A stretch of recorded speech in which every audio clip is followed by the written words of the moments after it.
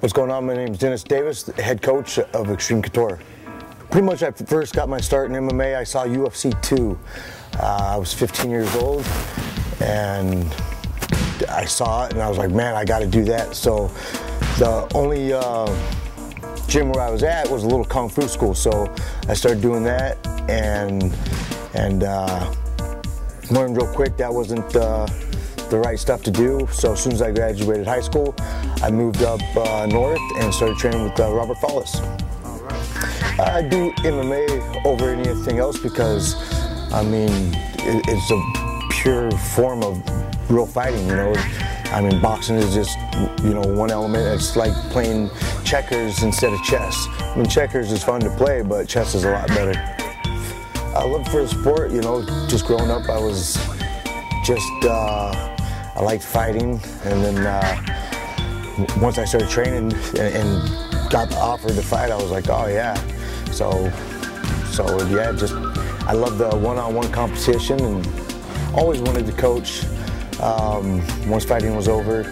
I've always coached during my fighting career too, you know, it was just part-time here and there.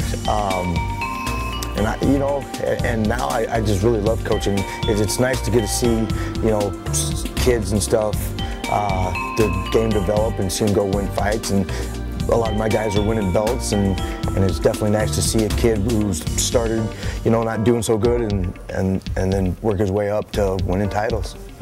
In your head as a fighter, you think, oh man, I could beat that guy doing this or that and get away with it, and it doesn't work out that way, you know. Like when I fought Clay Guida, I fought him on 2 days notice, you know, and that's not a guy you should fight on 2 days notice.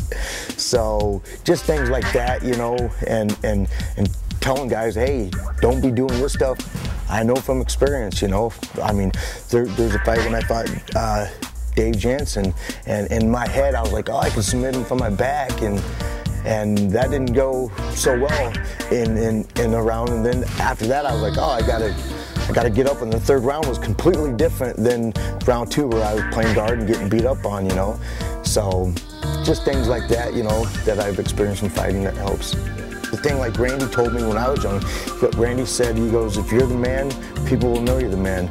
So, you know, you don't ever have to, you know, start getting your head too high. And I mean, you look at guys like Cain Velasquez, you know, there's a picture on the internet where he's mopping the mats, you know, he's a heavyweight champion of the world, you know. Guys should be like that guy, you know.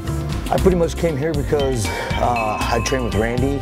Randy called me up, and then, you know, he was talking to me about coaching, and I moved down a week later, you know. I wanted to be around the best guys in the business, and he's one of them, and that's one of the reasons guys should come here. I mean, our level of guys is incredible.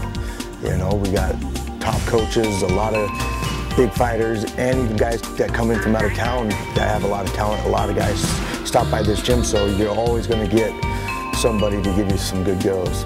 You know, I always tell guys it's hard to beat a guy that don't quit, you know.